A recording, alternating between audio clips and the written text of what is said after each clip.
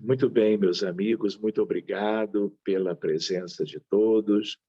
Nós vamos hoje, seguindo esta apostila tão preciosa sobre os temas básicos em relação à mediunidade, adentrando uma questão um pouco diferente, mas que é muito importante que nós, que somos aprendizes da mediunidade, nós possamos conhecer de perto, possamos ver depois as dúvidas, as questões relacionadas a este tema hoje.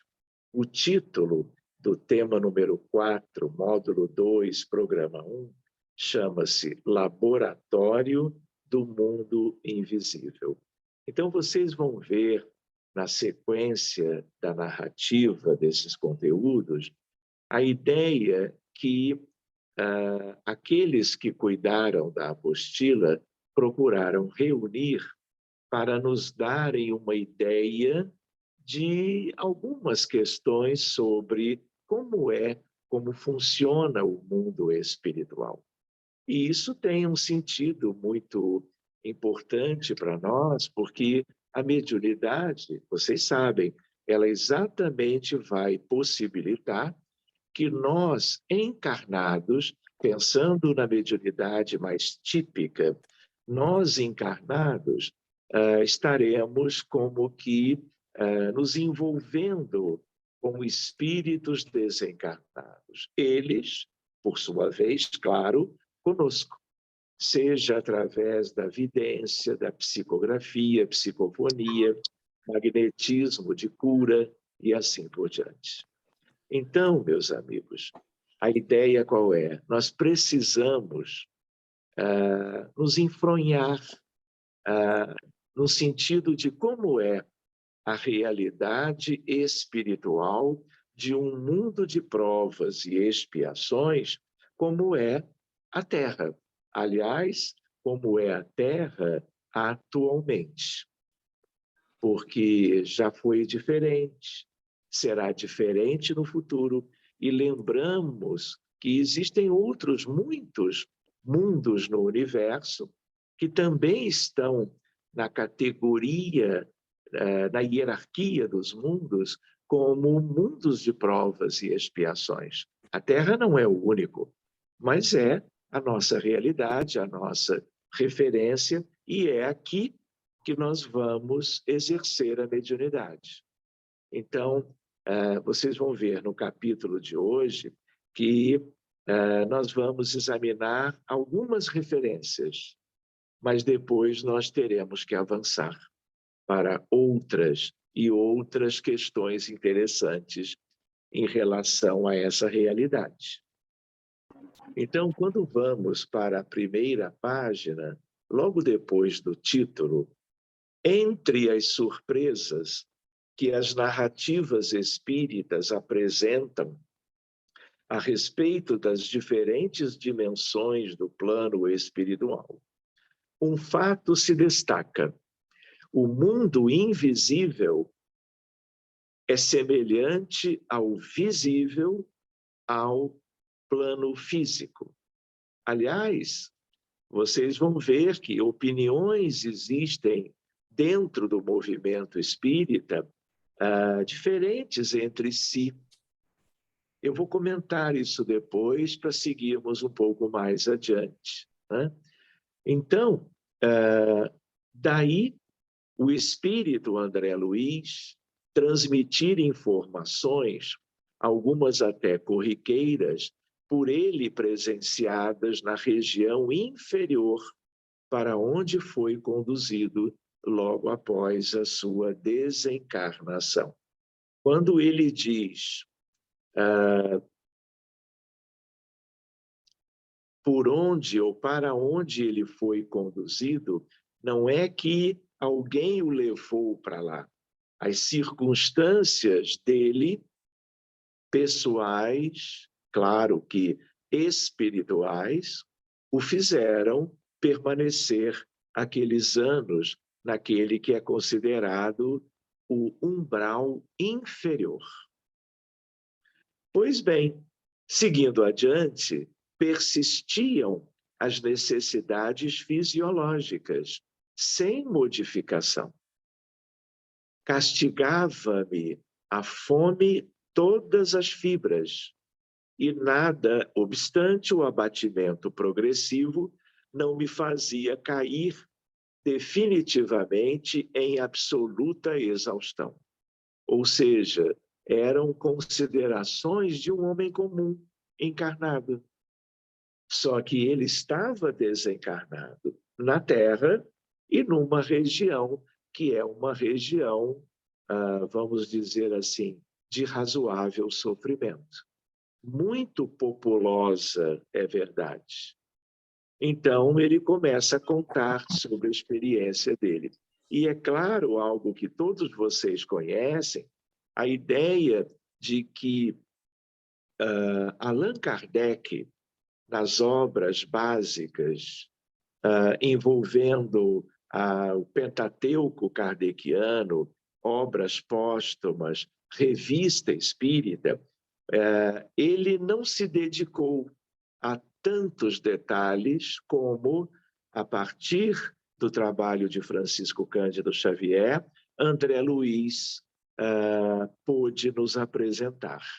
E hoje é um patrimônio para o conhecimento de todos, espíritas ou não, no sentido de uma revelação a mais do que aquilo que Allan Kardec e toda aquela pleiade de espíritos mais adiantados trouxeram para compor a codificação kardeciana.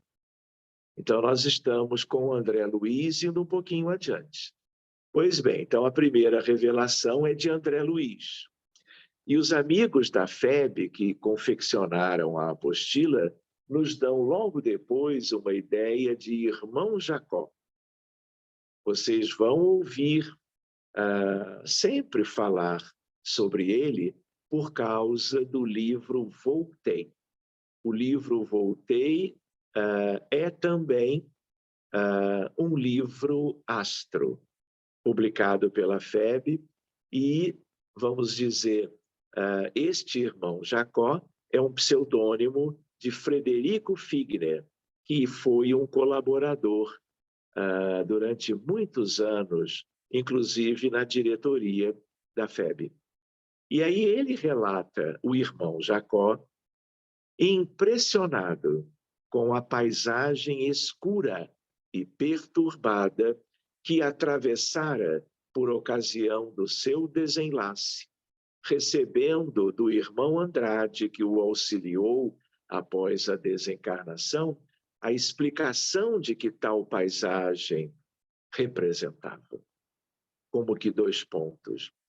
Reflexos da mentalidade humana em torno da crosta planetária, acentuando, todavia, que a verificação não fornecia razões de alarme.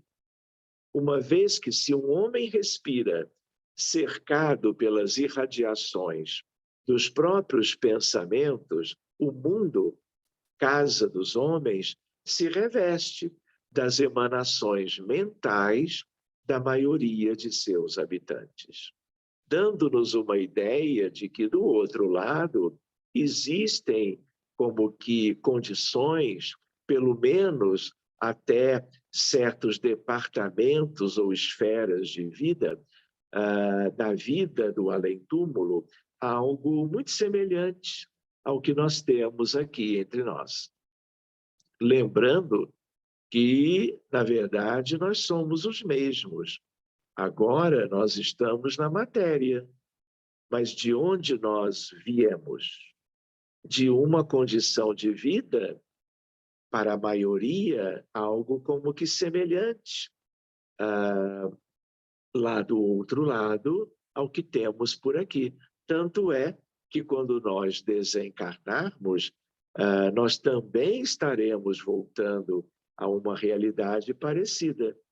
E de acordo com a evolução moral de cada um, adquirida antes do retorno à encarnação atual, tanto quanto ao que vamos encontrar depois da morte, tudo dependerá do progresso alcançado. Mas, em média, tanto é que foi o relato de André Luiz e algo parecido o relato do irmão Jacó, as condições se assemelham. Pois bem, reflexos da mentalidade humana em torno da crosta planetária, acentuando, todavia, que a verificação não fornecia razões de alarme. Ou seja, que frisando-se, né, a ideia de que não há surpresas maiores. É claro que André ficou muito como que admirado de tudo aquilo, porque esteve durante vários anos numa condição de muito sofrimento. Mas nada que fosse tão extraordinário assim. Pois bem, o espírito Camilo Cândido Botelho, quem é este?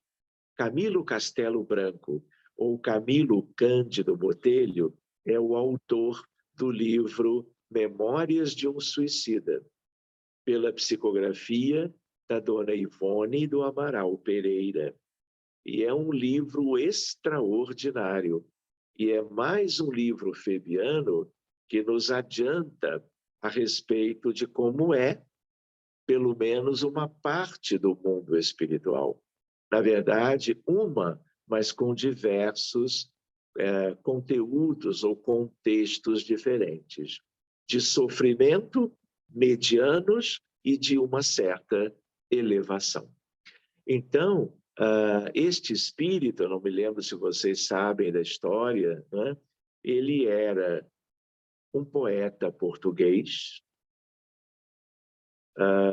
lusitano, portanto, e ele, já idoso, ele se torna cego. E uma cegueira completa, progressiva, e ficou, durante todo um tempo, limitado na sua vida por causa da dificuldade visual extrema.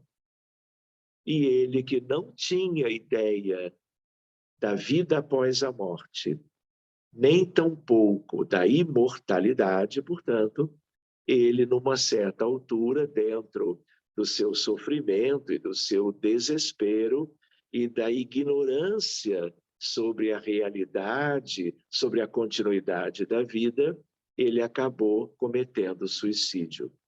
E, ao fazê-lo, ele acaba descendo para a região de muita limitação e sofrimento.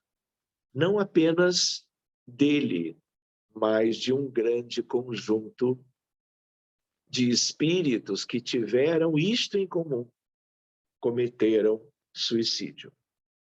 E esta narrativa de Camilo Castelo Branco ficou como que notabilizada no meio espírita e é como uma revelação do que acontece com estes nossos irmãos quando se despedem da vida, vamos dizer, por uma decisão pessoal e completamente antes, não é, daquilo que seria a sua programação para a sua jornada de então.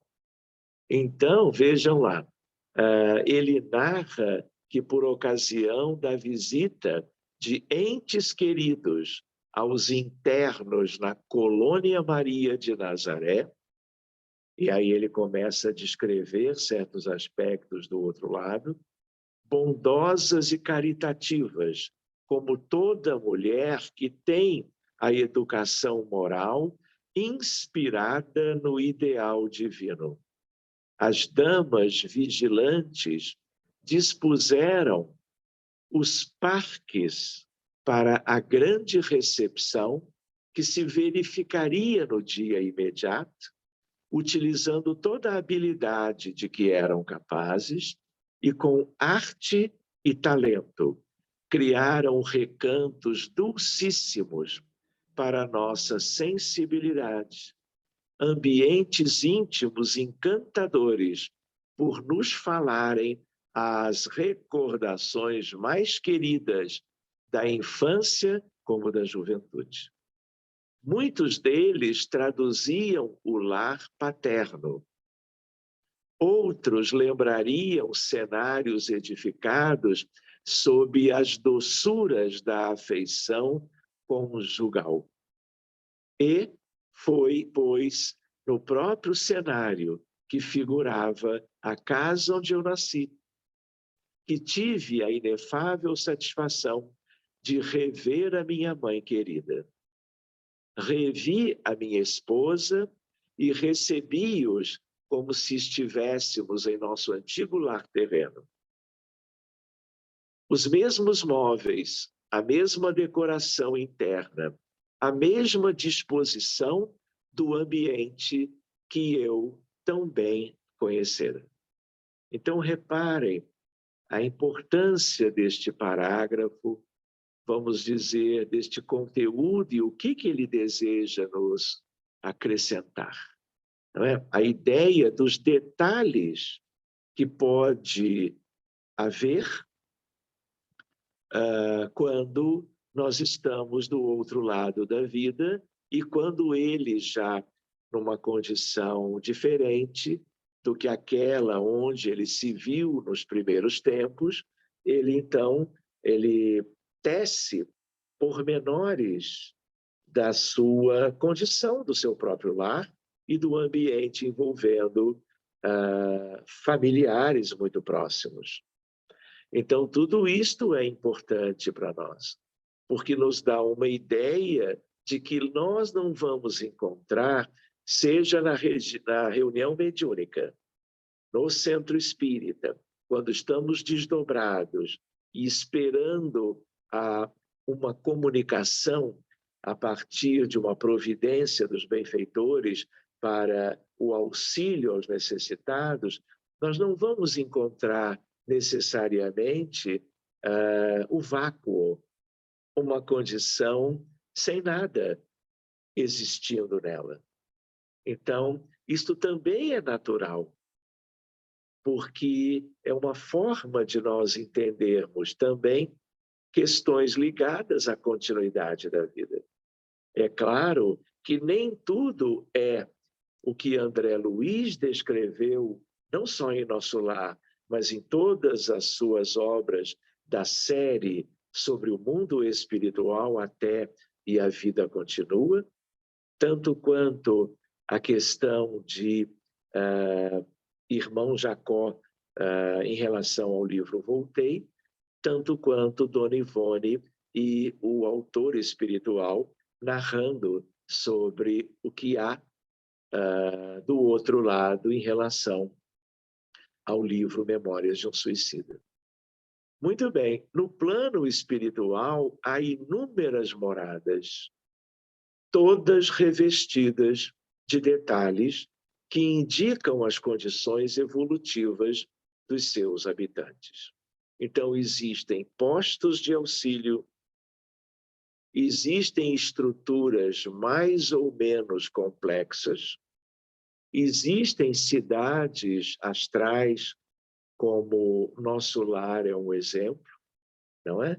Existem estas estruturas em toda a circunvizinhança espiritual do planeta Terra, mas não apenas no sentido bem global de toda a geografia do planeta, mas também a questão dos níveis onde estas inúmeras estruturas de vida no mundo espiritual, elas foram construídas e existem até hoje. Em que sentido? Existem algumas que estão como que bem no umbral médio, na vizinhança da crosta. Existem algumas, muitas, que estão para dentro da crosta, na direção do umbral inferior, entre o médio e o inferior. Tanto quanto, em boa parte, sem que tenhamos uma estatística própria sobre isto, eles têm, nós é que não, ainda. De tal maneira que entre o nosso umbral médio, onde a crosta está devidamente situada, e o umbral superior, cujo melhor exemplo é a colônia Nosso Lar, nós temos também colônias em lugares intermediários, porque Nosso Lar está a quilômetros de altura. E entre essa altitude e a nossa vida humana aqui, e esse umbral médio no nosso entorno, existem inúmeras possibilidades.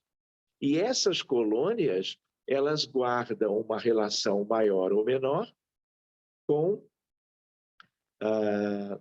a experiência de vida daqueles envolvidos na sua arquitetura, na sua construção, na sua manutenção.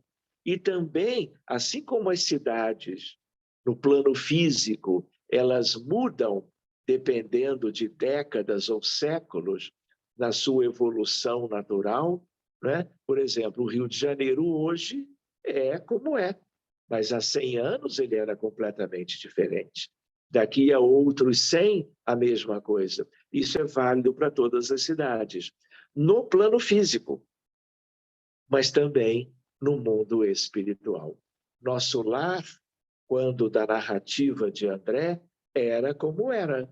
Hoje é diferente, em algumas questões naturais, porque a lei de progresso, ela se refere tanto às questões como que no plano físico, claro, como em qualquer plano, em qualquer esfera de vida, porque é uma lei divina.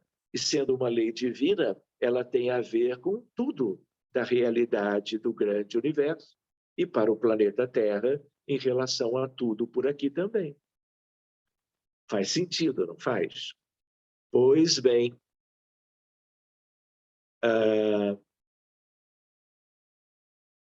nas regiões melhoradas, destacam-se a elegância e a simplicidade da apresentação pessoal dos seus habitantes.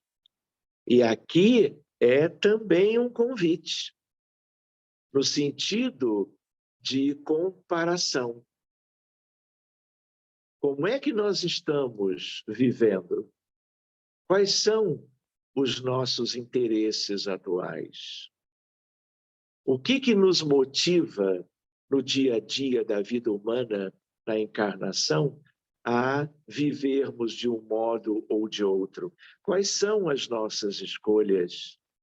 E tudo isto tem a ver porque a vida futura do outro lado, ela dependerá de quem nós somos, de quem nós fomos.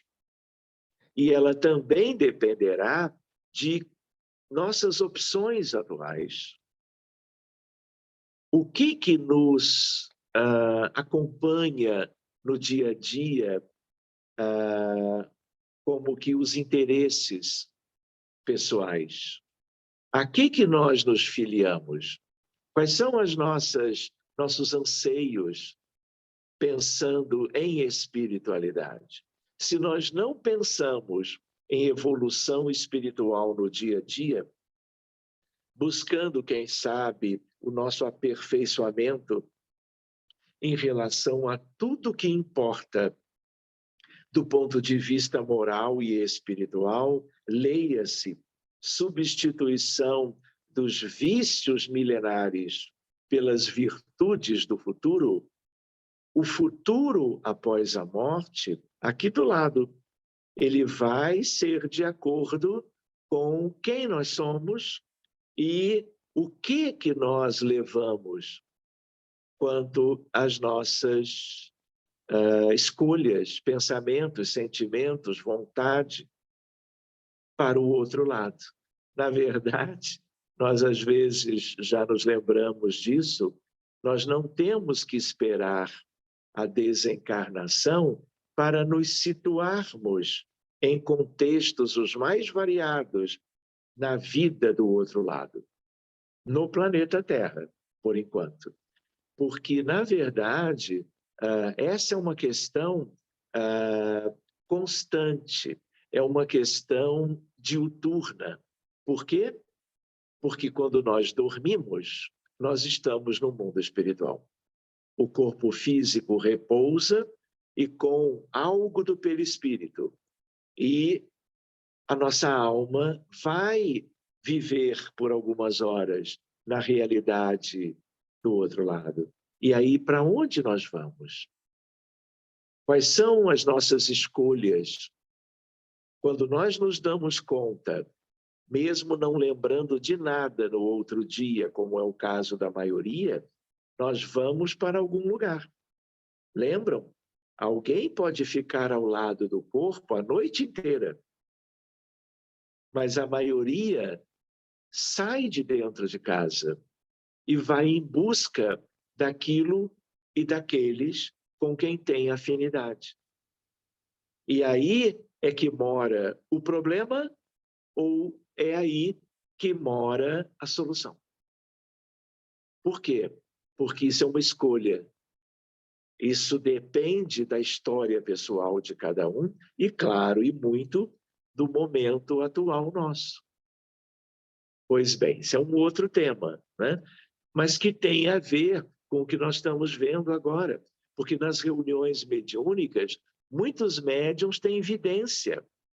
Muitos médiuns vão estabelecer sintonia com entidades que estão em diferentes regiões do mundo. Diferentes países, latitudes e longitudes, mas também para cada ponto de interseção de meridianos e paralelos, né? Também no sentido da altura, tanto no sentido do que está abaixo da crosta, como no sentido que está mais ou menos acima da nossa superfície. Quanto mais aperfeiçoados são os espíritos, qual é a tendência? Elevação. Por afinidade, por sintonia. Então, aqui ele traz isso, né? Destacam-se a elegância e a simplicidade da apresentação pessoal dos seus habitantes. O cuidado com certos detalhes, como objetos e decoração dos ambientes, refletindo beleza arquitetônica das edificações e o esplendor da natureza. Ou seja, o que é de construção humana, o que é de construção divina. Então, tudo importa, não é? E é sempre essa mesma união, não é? Entre o que é gerado pela mente humana dos filhos de Deus, em qualquer lugar do universo, e aquilo que foi sendo criado já há muito tempo, aqueles que são como que os artistas da vida e da natureza, como aqueles relacionados à natureza da Terra. Mas outros mundos têm diferenças, claro, entre o que nós temos aqui e o que eles têm lá.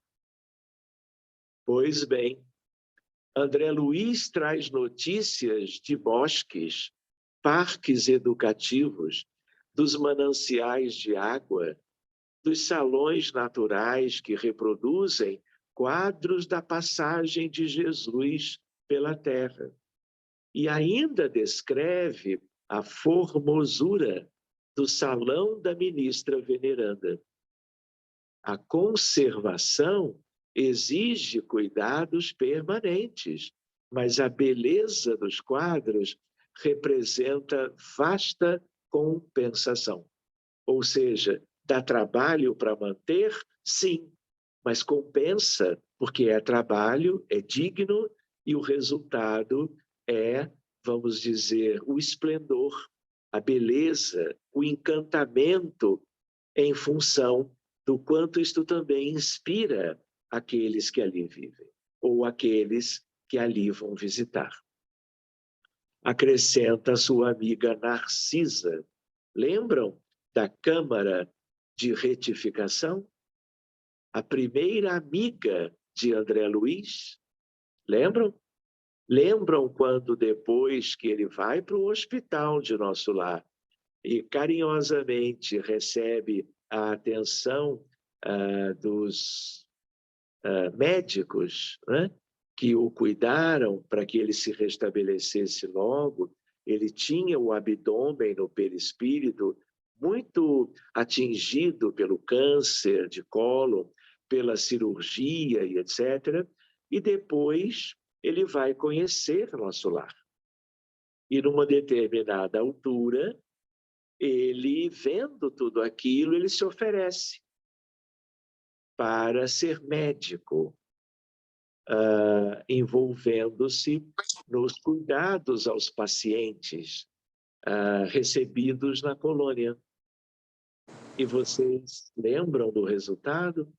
Ele se oferece, mas o instrutor diz a ele: olha, André, você ainda não está preparado para exercer a sua medicina por aqui.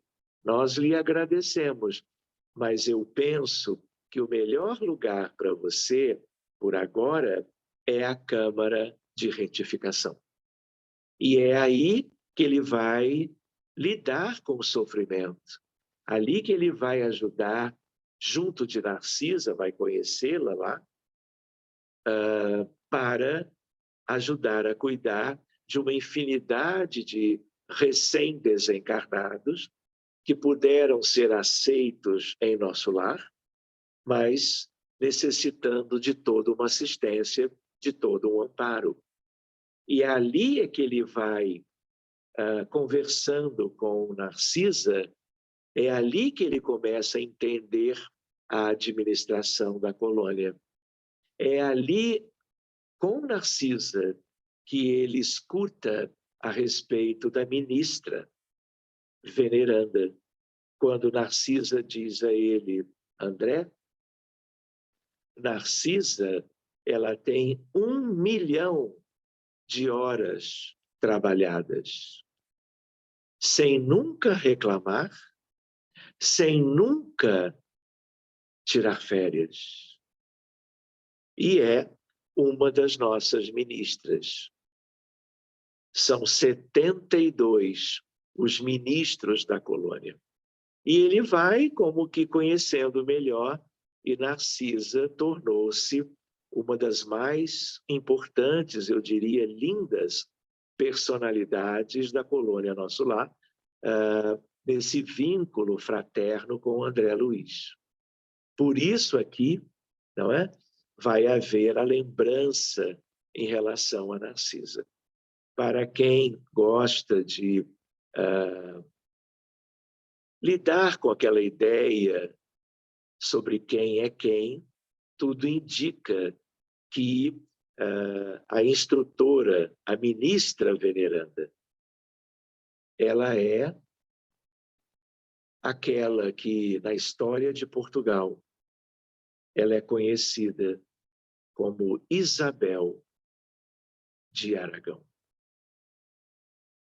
De tal maneira que havia sido esposa de Dom Dinis há mais ou menos 700 anos, e ela, então, é aquela do episódio das rosas e é a mentora de Portugal, junto do infante Henrique de Sagres. Fechando parênteses. Então, seguindo na apostila, em O Livro dos Médiuns, Allan Kardec apresenta a seguinte questão: mas onde eles vão buscar esses vestuários, semelhantes em tudo aos que usavam quando vivos, encarnados, porque vivos estão todos, com todos os acessórios que os completavam? Para responder à indagação, supôs que as vestimentas dos espíritos poderiam ser parte integrante da forma natural dos espíritos se apresentarem, mas indaga: e quanto aos objetos e acessórios? Estamos com Kardec agora. Teriam eles correspondentes no mundo invisível? Já imaginaram joias e adereços? Do outro lado também? Ou seriam apenas impressões ou até mesmo mera aparência. A resposta às perguntas foi fornecida pelo espírito de São Luís, que é um dos mentores de França, como Joana d'Arc. E se resume no seguinte: todos os objetos são elaborados a partir do fluido cósmico, que nós estudamos na vez anterior. Em relação ao vestuário, este é confeccionado com o auxílio de elementos materiais que entram na composição do perispírito. No item 116 de O Livro dos Médiuns, Kardec narra o caso de uma senhora que, estando acamada por enfermidade, viu por 2 noites a presença de uma pessoa conhecida que morava em sua cidade. Ela sempre o via sentado em uma poltrona aos pés da própria cama, trazendo às mãos uma caixa de rapé, de onde tirava uma ou outra pitada. Ou seja, uma questão bem humana. Rapé é uma mistura de ervas com tabaco, e que algumas pessoas, culturalmente, não são drogas alucinógenas, mas que são utilizadas em certos rituais da história da humanidade. Enfim, os detalhes de algo lá do outro lado, não conseguia falar com ele, que sempre lhe fazia sinal para que dormisse. Tempos depois, já recuperada do susto que a aparição lhe causara e da doença, recebeu a visita desse senhor.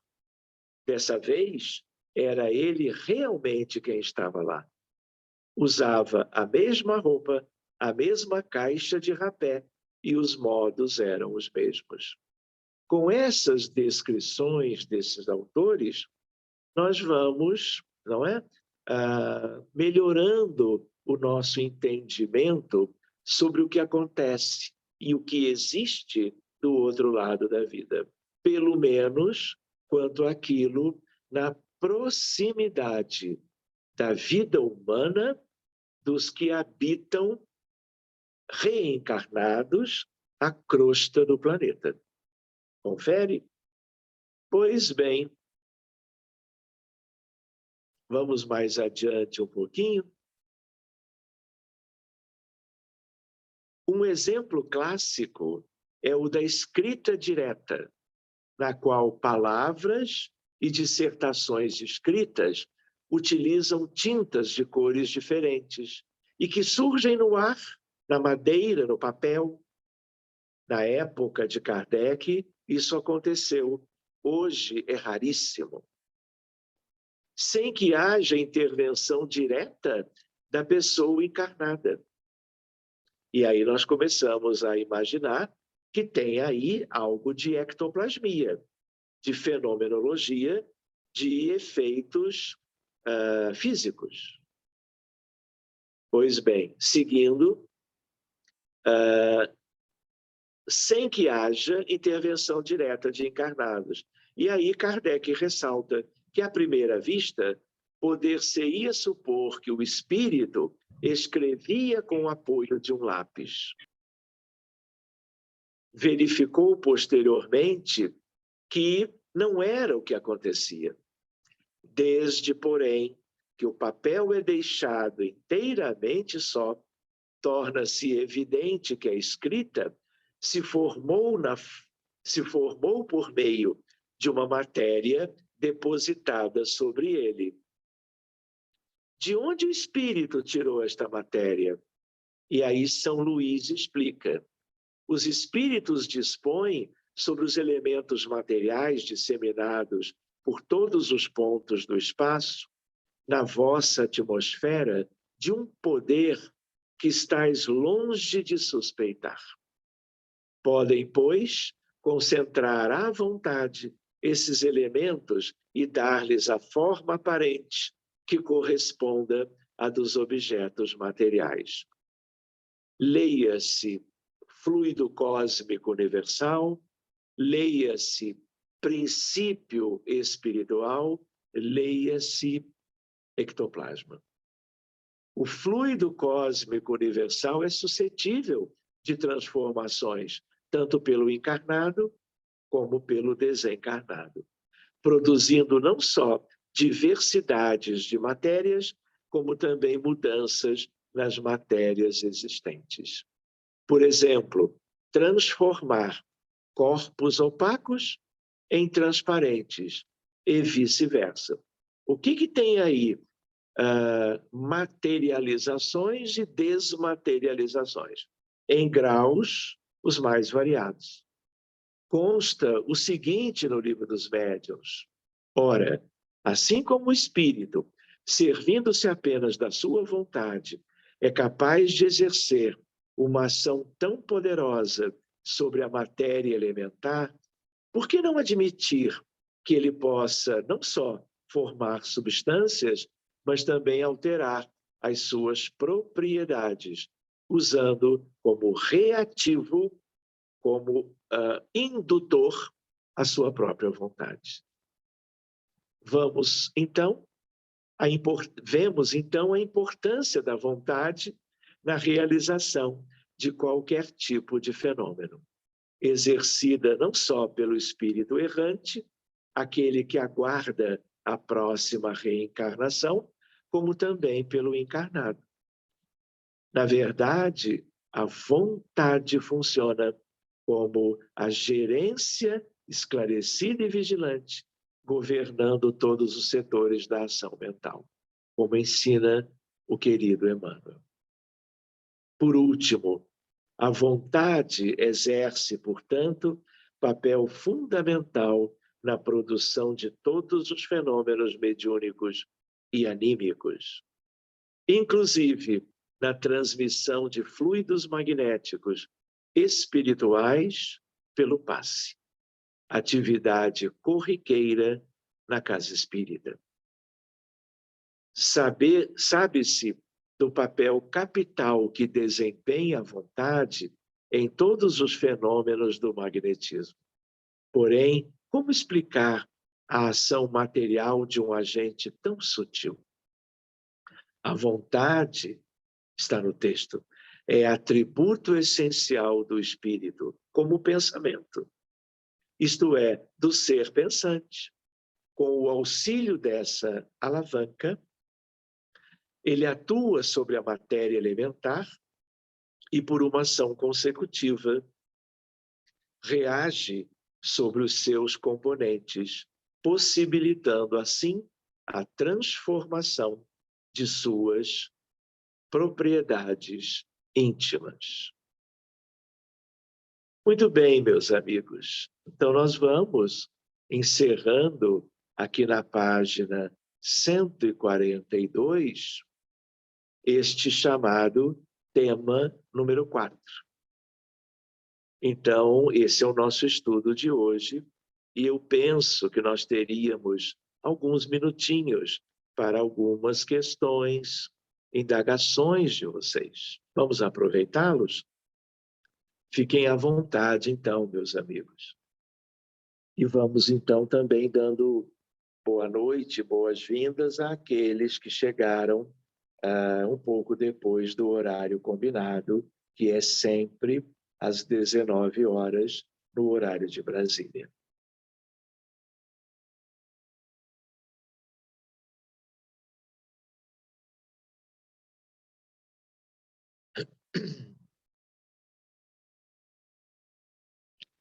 Muito bem, eu vou fazer assim, eu vou então interromper a gravação.